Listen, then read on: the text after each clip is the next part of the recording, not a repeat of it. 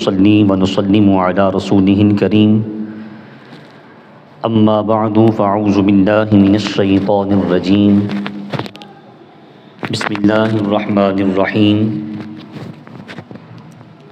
إن الله وملائكته يصلون على النبي يا أيها الذين آمنوا صلوا عليه وسلموا تسليما الصلاة والسلام عليك يا سيدي يا رسول الله وعلى آلك وأصحابك يا سيدي يا حبيب الله الصلاة والسلام عليك يا سيدي يا رحمة للعالمين وعلى آلك وأصحابك يا سيدي يا شفيع المذنبين۔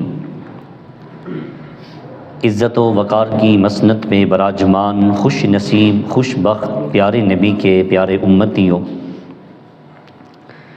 شعبان المعظم کے بابرکت ماہ مبارک کے دوسرے جمعۃ المبارک میں ہم پارہ نمبر 2 کا آغاز کرنے جا رہے ہیں۔ اللہ رب العالمین حقائق جاننے کے بعد مجھے آپ کو عمل پیرا ہونے کی توفیق مرحمت فرمائے۔ سيكون السفهاء من الناس ما ولاهم عن قبلتهم التي كانوا عليها۔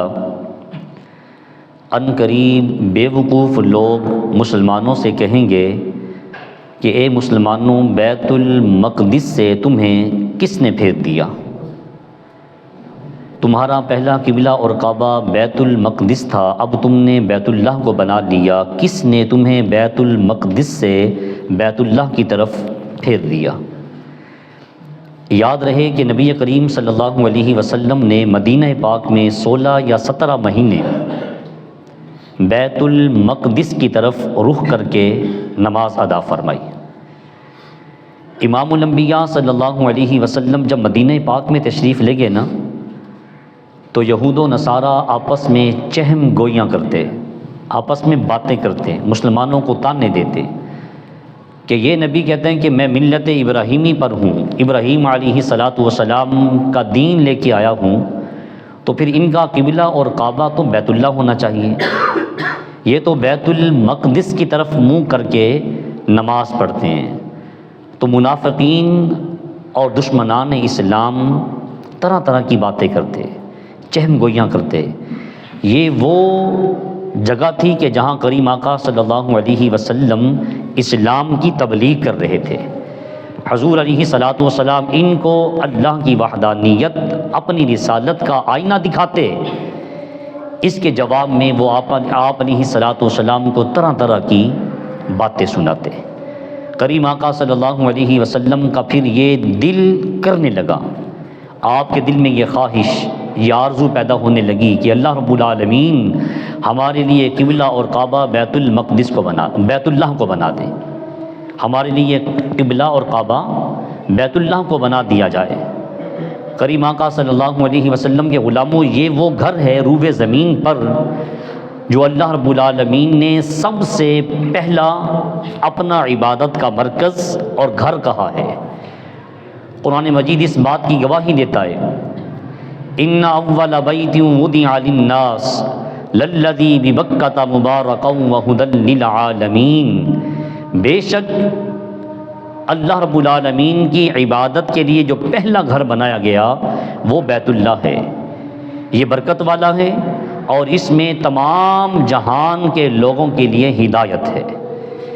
کریم آقا صلی اللہ علیہ وسلم کی یہی تمنا تھی، یہی آرزو تھی کہ ہمارے لیے قبلہ اور کعبہ بیت اللہ کو بنا دیا جائے۔ اس سے پہلے حضور علیہ السلام نے 17 مہینے مدینہ پاک میں کس طرف منہ کر کے نماز پڑھی؟ بولیے، بیت المقدس کی طرف۔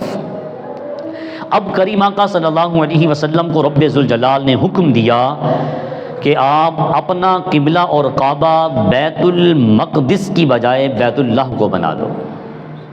اب حضور علیہ السلام نے اپنا رخ انور بیت المقدس سے ہٹا کر بیت اللہ کی طرف کیا، تو تب بھی یہ تانے دینے لگے، تب بھی یہ طرح طرح کی چہم گوئیاں کرنے لگے کہ ان کو کس نے بیت المقدس سے ہٹا کر بیت اللہ کی طرف پھیر دیا ہے۔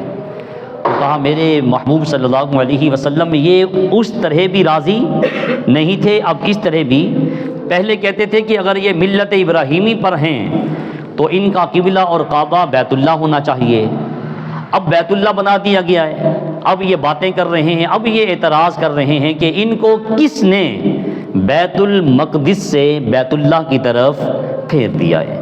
کہا محبوب آپ ان کو یوں کہہ دیں، قل للہ المشرق والمغرب یہدی من یشاء الی صراط مستقیم، مشرق بھی اللہ کا ہے، مغرب بھی اللہ کا ہے، اور اللہ تعالیٰ جسے چاہتا ہے سیدھے راستے کی ہدایت عطا فرما دیتا ہے۔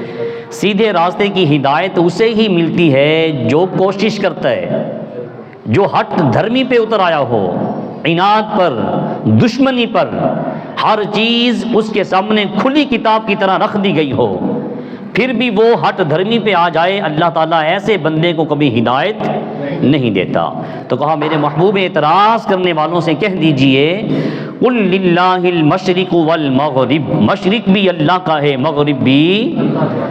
اگر ہم سورۃ الرحمن کو لے کے آئے نا تو اس میں ارشاد ہے رب المشرقین ورب المغربین فبأی آلاء ربکما تکذبان۔ کہا مشرقین اور مغربین، شمال و جنوب، مشرق و مغرب، ان سب کا رب اللہ ہے۔ تو کہا میرے محبوب اعتراض کرنے والوں سے کہہ دیں کہ مشرق بھی اللہ کا ہے، مغرب بھی اللہ کا ہے۔ یہ منافقین اور یہود و نصارہ اور اسلام کے دشمنوں کے اعتراض کا اللہ نے اس آیت میں جواب دیا ہے۔ یہود مغرب کو اپنا قبلہ اس نیت سے مانتے تھے کہ موسیٰ علیہ السلام کو جو آواز آئی تھی وہ مغرب کی طرف سے تھی، آواز ادھر سے ان کے نبی کو آئی، اس وجہ سے انہوں نے مغرب کو اپنا قبلہ بنا دیا۔ مریم علیہ السلام کی طرف جبریل امین مشرق کی طرف سے آئے تھے، اس لیے عیسائیوں نے مشرق کو اپنا قبلہ اور کعبہ بنا دیا۔ کہا ایمان والو یاد رکھنا، یہ مشرق و مغرب، یہ شمال و جنوب، ان سمتوں کے اندر کوئی خوبی نہیں ہے، اس کے اندر کوئی کوالٹی نہیں ہے کہ تم یہ سمجھو کہ مشرق سے سورج طلوع ہوتا ہے، اس کی یہ شان ہے، اس لیے ہمیں اس طرف منہ کر کے نماز پڑھنے کا حکم ہے، اس طرف منہ کر کے عبادت کرنے کا حکم دیا گیا، یا مغرب میں سورج ڈوبتا ہے، غروب ہوتا ہے، اس مغرب کی اس وجہ سے شان ہے، اس لیے ہمیں حکم ہے کہ اس طرف منہ کر کے عبادت کرو۔ کہا نہیں، مشرق و مغرب، شمال و جنوب اللہ کی ذات کا ہے، بس تم نے اللہ کے حکم کی تکمیل کرنی ہے۔ جو اللہ کے حکم کو مانے گا، پہلے حکم تھا بیت المقدس کی طرف منہ کر کے نماز پڑھو، وہ بھی اللہ کے حکم پہ تھا، اب آرڈر ملا ہے کہ بیت اللہ کی طرف منہ کر کے نماز پڑھو، یہ بھی حکم اللہ کا ہے۔ تم نے مشرق و مغرب، شمال و جنوب، یہ جہت، ان سمتوں کو نہیں دیکھنا، تم نے اپنے اللہ کے حکم کو دیکھنا ہے۔ اگر وہ کہے ادھر منہ کرو، ادھر پھر جاؤ، اگر وہ کہے ادھر منہ کرو تو ادھر پھر جاؤ۔ مشرق و مغرب، شمال و جنوب سے محبت نہیں ہے، بلکہ اس میں دراصل اللہ کے حکم کی اطاعت سے محبت ہے۔ تو اے ایمان والو، یہ مشرق و مغرب کس کے لیے ہے؟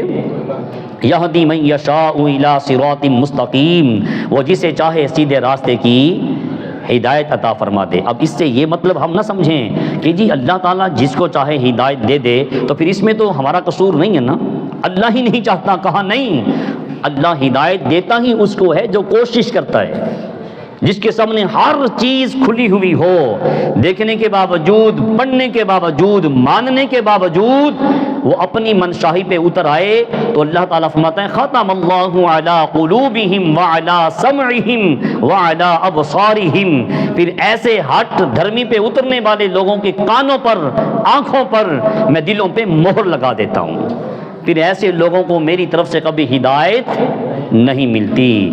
وَكَذَلِكَ جَعَلْنَاكُمْ أُمَّةً وَسَطًا لِتَكُونُوا شُهَدَاءَ عَلَى النَّاسِ۔ اب یہاں سے امت مصطفیٰ کی عظمت کو بیان کیا جا رہا ہے کہ اے میرے محبوب صلی اللہ علیہ وسلم کی امت، تمہاری عظمت و شان وراء الورا ہے، تم ایک بہترین امت ہو، امت وسط، تم درمیانی امت ہو، تم ایسی محبوب امت ہو کہ اللہ نے تمہیں اپنا پیارا محبوب عطا فرمایا ہے۔ قرآن مجید میں ایک اور مقام پہ ارشاد ہے، یہ مائک کچھ ساتھ نہیں دے رہا، آپ نے پوری توجہ رکھنی ہے تاکہ بات سمجھ شریف میں آ جائے۔ کنتم خیر امت اخرجت للناس تأمرون بالمعروف وتنہون عن المنکر وتؤمنون باللہ، کہ اے امت مصطفیٰ تم ایک بہترین امت ہو۔ کسی امت کو نہیں کہا، سابقہ امم میں بنی اسرائیل کے بارے میں کہا، یا بنی اسرائیل اذکروا نعمتی التی انعمت علیکم وانی فضلتکم علی العالمین، اے بنی اسرائیل ہم نے اس وقت کی تمام قوموں پر تمہیں فضیلت عطا فرمائی ہے، اور ہمیں کہا گیا کنتم خیر امت اخرجت للناس، بنی اسرائیل اور جتنی بھی اقوام گزری ہیں، جتنے بھی سابقہ انبیاء گزرے، ان کی جتنی بھی امم گزری، اے امت مصطفیٰ ان سب سے تم بہترین امت ہو۔ اب آگے بتایا جا رہا ہے کن وجوہات کی بنا پہ تم بہترین ہو، اگر یہ کام کرو گے تم بہترین ہو۔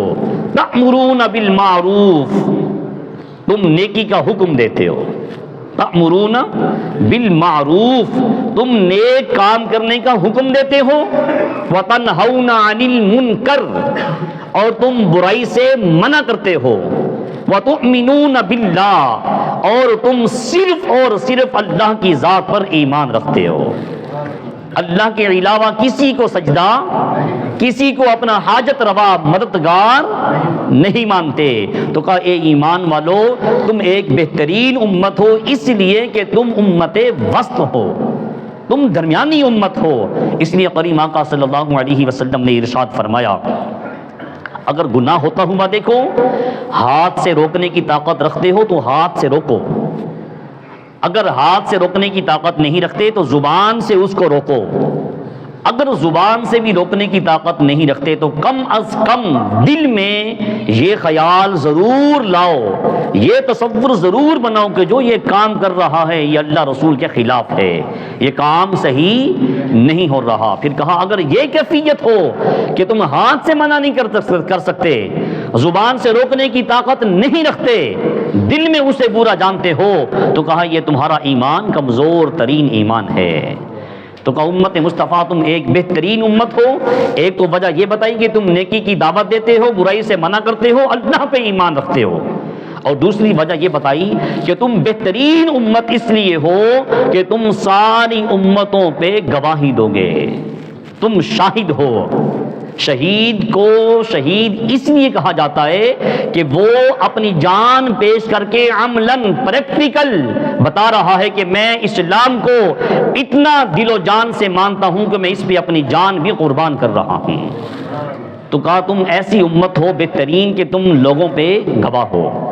اب یہاں پہ امام بخاری اس آیت کی تفسیر میں ایک حدیث پاک ذکر کرتے ہیں، فرماتے ہیں کریم آقا صلی اللہ علیہ وسلم کے غلام تھے ابو سعید خدری رضی اللہ تعالیٰ عنہ، وہ بیان فرماتے ہیں کہ رسول کریم صلی اللہ علیہ وسلم نے ارشاد فرمایا محشر کے میدان میں اللہ رب العالمین تمام انبیاء کو بلائے گا۔ ایک حدیث پاک یہ ہے، ایک حدیث میں آتا ہے کہ حضرت نوح علیہ السلام کو بلایا جائے گا۔ بولی یہ کون ہے نوح علیہ السلام؟ اللہ کے پیغمبر ہیں، اللہ کے پیغمبر ہیں۔ آپ بور تو نہیں ہو رہے نا؟ اللہ کے پیغمبر ہیں، میں پورا زور لگا رہا ہوں، بس مائک ساتھ نہیں دے رہا۔ یہ اللہ کے کیا ہیں؟ پیغمبر ہیں۔ نوح علیہ السلام کے بارے میں قرآن مجید کہتا ہے کہ انہوں نے 950 سال اللہ کی تبلیغ کی ہے۔ کتنے سو سال؟ کوئی 10 20 100 نہیں، 950 سال، اور چند ایک کے سوا آپ کو کسی نے مانا۔ اور ہمارے کریم آقا صلی اللہ علیہ وسلم نے 23 سال تبلیغ فرمائی ہے۔ جب آپ دنیا سے جا رہے تھے 1.5 لاکھ سے زائد لوگ آپ کا کلمہ پڑھنے والے موجود تھے۔ یہ بات سن کے آپ یہ مت سمجھیے گا کہ نوح علیہ السلام کی عظمت کو گھٹایا جا رہا ہے، نہیں نہیں، ہم ہر نبی کی عظمت کو مانتے ہیں لیکن عمل شریعت محمد مصطفیٰ پہ ہوگا۔ تو نوح علیہ السلام کو رب العالمین بلائے گا، یہ امام بخاری صحیح بخاری میں لکھتے ہیں۔ اللہ تعالیٰ نوح علیہ السلام سے سوال کرے گا آپ نے میری تبلیغ کی؟ اے نوح تو نے میری تبلیغ کی تھی، میرے دین کی؟ وہ عرض کرے گا جی ہاں کی تھی۔ قوم سے پوچھا جائے گا کہ نوح علیہ السلام نے تم تک میرا میسیج، میرا پیغام پہنچایا تھا؟ قوم کہے گی نہیں۔ یہاں بھی جھوٹ بولتے ہیں، وہاں بھی کیا کریں گے؟ وہ کہیں گے کہ نہیں، نوح علیہ السلام نے اللہ تعالیٰ تیرا پیغام ہم تک پہنچایا نہیں۔ جی نوح علیہ السلام آپ نے پہنچایا؟ نوح علیہ السلام کہیں گے پہنچایا۔ قوم کیا کہیں گی؟ نہیں پہنچایا۔ یارو اللہ رب العالمین بتائیے جانتا کہ نہیں جانتا؟ جانتا ہے نا۔ اس کے باوجود اللہ رب العالمین محشر کے میدان میں قوموں کے سامنے ایک حجت پیش کرنا چاہتا ہے اور بتانا چاہتا ہے کہ یہ میری محبوب کی امت، امت مصطفیٰ کتنی عظمتوں کی حامل امت ہے۔ لیکن اسی امت کے بارے میں کہا کہ تم میری اور میرے رسول کی اطاعت میں رہو گے، عظمت والے ہو۔ صحابہ کہتے ہیں کہ حضور علیہ السلام نے بیت اللہ کو دیکھا تھا اور بیت اللہ کو دیکھ کر کہا تھا اے اللہ کے گھر بیت اللہ، اے کعبۃ اللہ، تیری بڑی عظمت و شان ہے، لیکن ایک بندہ مومن کی عظمت و شان تجھ سے بھی وراء الورا ہے۔ لیکن کب؟ جب ایمان والا اپنی زندگی کے لیل و نہار اللہ رسول کی اطاعت میں گزارے گا۔ اگر اپنی مرضی سے گزارے گا، اللہ کی نافرمانی کرے گا، رسول کی بات پہ عمل نہیں کرے گا، تو قرآن مجید کہتا ہے اولئک کالانعام، یہ ایسے ہیں جیسے جنگل کے جانور ہیں، بل ہم اضل، اس سے بھی اگلی ڈگری کہا اگر یہ اللہ رسول کی اطاعت کرتے ہیں، ان کی عظمت و شان ملائکہ سے بلند ہے، اس لیے تو آدم علیہ السلام کو فرشتوں سے سجدہ کروایا گیا تھا۔ لیکن کہا اگر یہ میری اطاعت نہیں کریں گے، اپنی مرضی کریں گے، تو کہا یہ جانوروں سے بدتر ہیں، بل ہم اضل، بلکہ کہا یہ ان سے بھی آگے کی نسل ہے، جانور بھی نہیں۔ کہتے ہیں نا یہ ایک خنزیر ہے اور خنزیر کا بھی خنزیر ہے، مطلب کہ خنزیروں میں جو سب سے بدترین ہے یہ وہ ہے۔ خنزیر خود بذات خود پلید جانور ہے، اس کی ہر چیز ناپاک ہے، اس کا نام بھی نہیں لینا چاہیے۔ لیکن کہا ان جانوروں میں، اس نسل میں جو بدترین خنزیر ہے، اگر کوئی انسان اللہ کی اطاعت نہیں کرتا نا، بل ہم اضل، کہا یہ ان جانوروں سے بھی آگے کی نسل میں ہے۔ تو کہا اے امت مصطفیٰ، اللہ رب العالمین نوح علیہ السلام سے پوچھے گا تبلیغ کی ہے؟ بولیے وہ کیا کہیں گے؟ تبلیغ کی ہے۔ کتنے سو سال؟ 950 سال۔ اب 950 سال تبلیغ کرنے والا نبی کہہ رہا ہے کہ رب ذوالجلال میں نے تبلیغ کی ہے، لیکن قوم کیا کہتی ہے؟ نہیں کی۔ اگر آپ سے پوچھا جائے کیا آپ کے یہ علم میں نہیں ہے کہ رسول اللہ کے آخری نبی ہیں؟ پتہ ہے نا رسول اللہ کے، ہمارے نبی اللہ کے آخری خاتم النبیین ہیں۔ اگر کوئی کہے، اللہ کی پناہ میں آ کے کہتا ہوں، اگر کوئی کہے کہ میں رسول ہوں، پھر ہم میں سے کوئی اس سے پوچھے اگر تو نبی ہے تو دکھا معجزہ، تو بتائیں پھر یہ جانوروں والا سوال نہیں تو اور کیا ہے؟ ہمارا ایمان ہے ہمارے نبی آخری نبی ہیں، ان کے بعد کوئی نبی کوئی رسول نہیں آئے گا۔ نوح علیہ السلام 950 سال تبلیغ کرتے رہے، قوم سے پوچھا جا رہا ہے محشر کے میدان میں، تو وہ کہتی انہوں نے کوئی پیغام کوئی میسیج نہیں دیا۔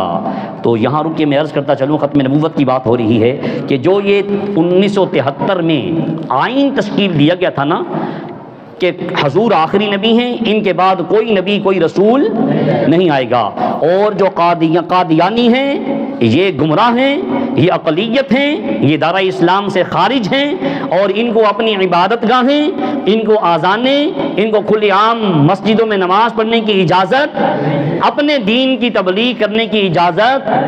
اگر کوئی اس قانون کو چھیڑتا ہے تو پھر اس سے صاف پتہ چلتا ہے کہ وہ نبی کا غلام نہیں ہے، وہ قادیانیوں کا خیرات لینے والا ہے، ان سے سوال کرنے والا ہے، ان کے ٹکڑوں پہ پلنے والا ہے۔ یہ اٹل فیصلہ ہے۔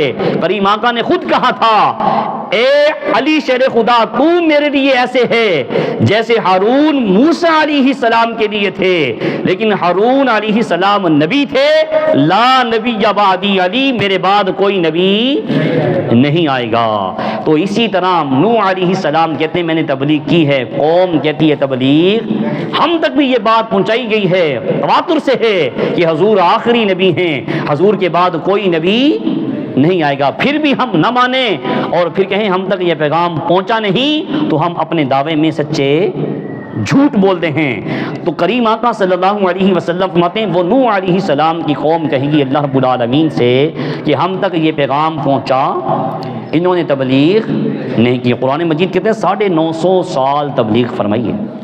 جی نوح علیہ السلام آپ کہتے ہو کہ میں نے تبلیغ کی ہے، قوم کہتی ہے نہیں کی، اس پہ تیری گواہی کون دے گا؟ اللہ رب العالمین نبی سے کہہ رہا ہے کہ اے نوح آپ کہتے ہو کہ تبلیغ کی ہے، قوم کہتی ہے تبلیغ نہیں کی. اب اس بات پہ کون گواہ ہے تیرے پاس جو گواہی دے کہ ہاں نوح علیہ السلام نے تبلیغ فرمائی ہے؟ فٹ سے حضرت نوح علیہ السلام کہیں گے میری گواہی امت مصطفیٰ دے گی.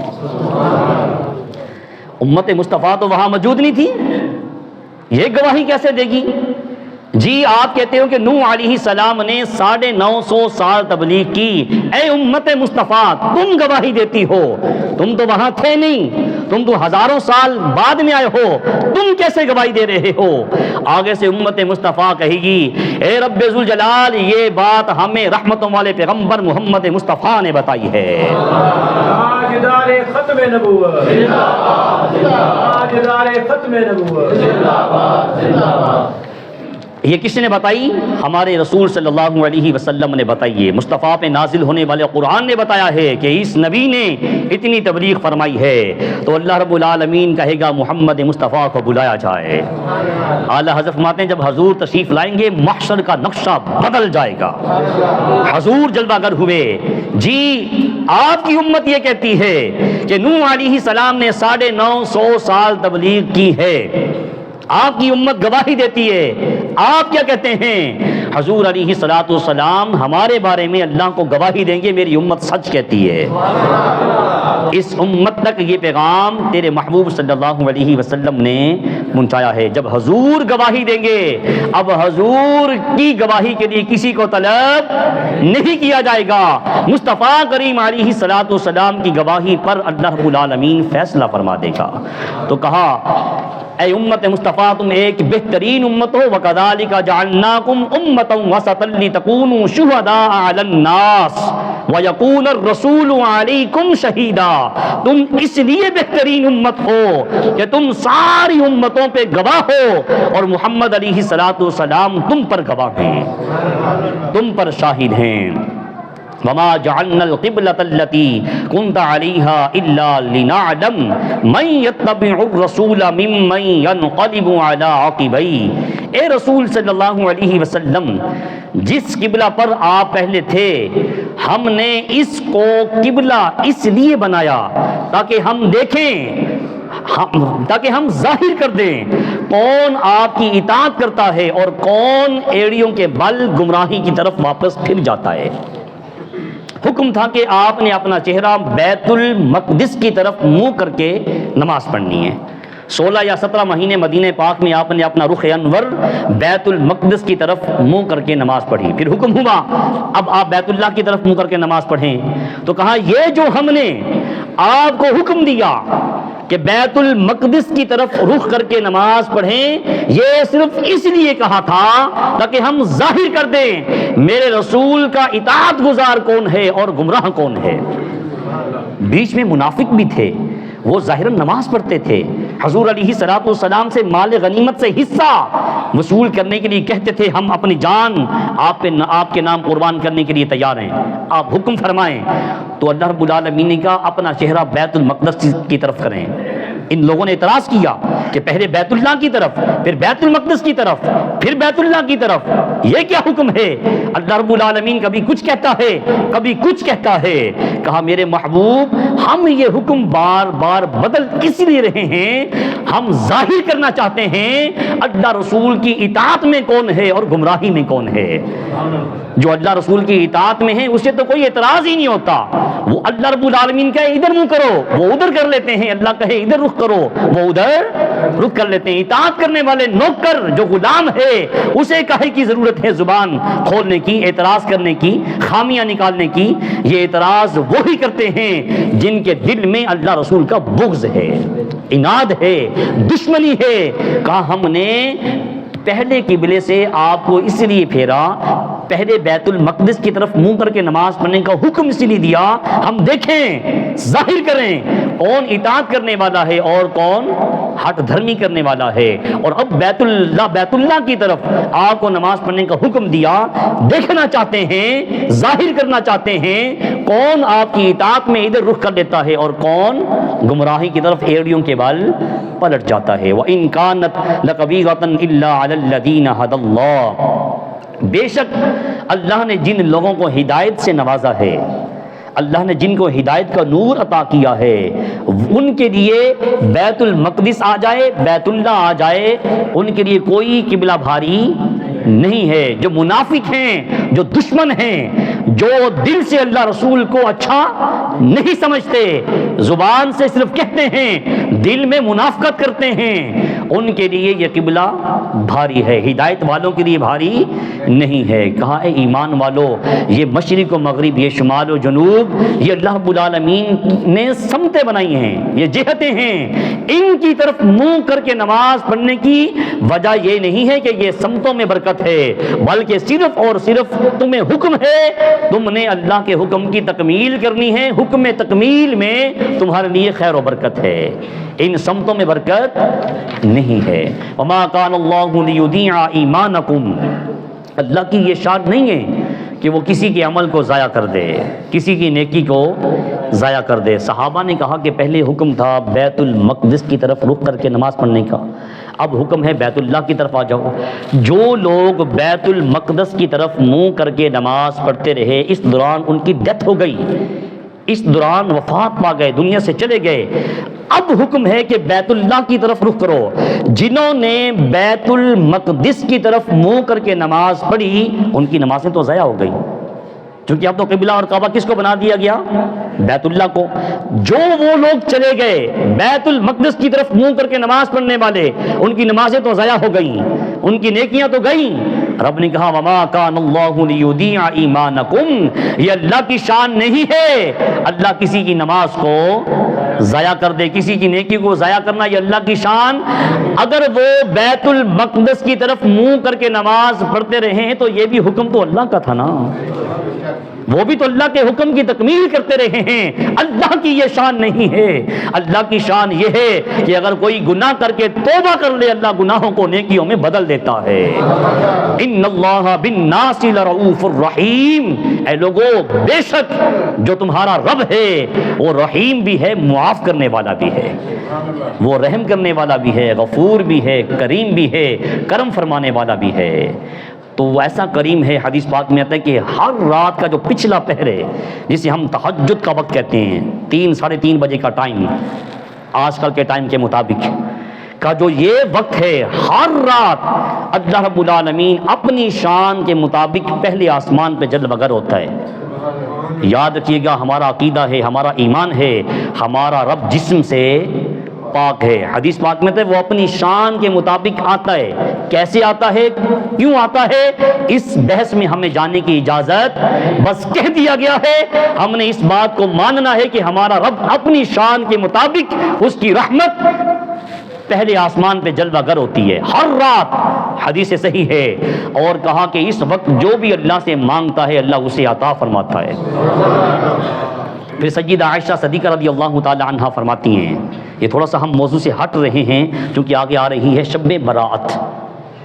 یہ حدیث سے صحیح سے ایک حدیث پاک ملتی ہے کہ یہ عظمتوں والی رات ہے, لیکن اس سے یہ مراد نہیں ہے کہ پورا سال بندہ اللہ کی نافرمانی کرتا رہے اور اس ایک رات اللہ کی عبادت کر لے. یہ رات کا جاگنا نہ فرض ہے, نہ واجب ہے, نہ سنت ہے, یہ مستحب عمل ہے. اگر کوئی کرے گا اجر و ثواب. ہر رات پچھلے پہر جا کے عبادت کرنے کا حکم ہے, یہ بھی اسی زمرے میں آتا ہے. لیکن اگر ہم اس کو فرض بنا لیں, واجب بنا لیں اور کہیں باقی کچھ نہ کریں, بس اس رات عبادت کر لیں, توبہ کر لیں, اللہ گناہوں کو معاف کر دے گا, یہ بھی ہماری سوچ صحیح نہیں ہے. سیدہ عائشہ صدیقہ رضی اللہ تعالی عنہا فرماتی ہیں, ایک رات میں نے دیکھا حضور علیہ الصلوۃ والسلام میرے حجرے پاک میں نہیں تھے, رات کا پچھلا پہر تھا. میں تلاش کرنے کے لیے نکلی. اب حضور علیہ الصلوۃ والسلام کو صحابہ کیسے تلاش کرتے تھے؟ فرماتے ہیں کہ حضور جن راہوں سے گزر جاتے تھے نا, وہ ذرے مصطفیٰ کے قدموں سے لگنے کی برکت سے مہک اٹھتے تھے. کریم آقا علیہ الصلوۃ والسلام کی خوشبو کو میں سونگتے سونگتے جنت البقیع تک آ گئی۔ یہ حضور علیہ السلام کا روضہ پاک ہے، اسی کے بالکل سامنے جنت البقیع ہے، یہاں ہزاروں کی تعداد میں اصحاب پیغمبر کی قبور ہیں۔ کریم آقا صلی اللہ علیہ وسلم کو میں نے اس قبرستان میں پایا۔ جب حضور نے میرے قدموں کی آہٹ کو سنا، یہ جامع ترمذی کی حدیث پاک ہے، تو مجھے کہنے لگے، اے میری پیاری عائشہ رضی اللہ تعالی عنہا، تو کیا سمجھتی تھی، تو کیا سمجھی کہ اللہ کے رسول میرے ساتھ خیانت کریں گے؟ میں رسول ہوں، رسول کبھی خائن نہیں ہوتا۔ کہا، اے میری پیاری عائشہ، یہ نصف شعبان کی رات ہے، یہ 14 اور 15 کی درمیانی شب ہے، جسے ہم شب برات کہتے ہیں۔ یہ 14 اور 15 کی درمیانی شب ہے، یہ اتنی عظمتوں والی برکتوں والی رات ہے۔ اللہ رب العالمین آج کی رات پہلے آسمان پہ اپنی رحمت کے ساتھ، اپنی شان کے ساتھ جلوہ گر ہوتا ہے، اور اللہ تعالیٰ قبیلہ بنی قلب، چھوٹے کاف کے ساتھ ہے، قبیلہ بنی قلب، ان کی بکریاں مشہور تھیں، ان کے پاس بڑے بڑے ریور تھے۔ قبیلہ بنی قلب کی بکریوں کے بالوں سے زیادہ امت مصطفیٰ کے گناہوں کو معاف فرما دیتا ہے۔ تو اس حدیث پاک سے یہ شک ملتی ہے کہ اس رات قبرستان میں جانا کریم آقا علیہ الصلوۃ والسلام کی سنت پاک ہے۔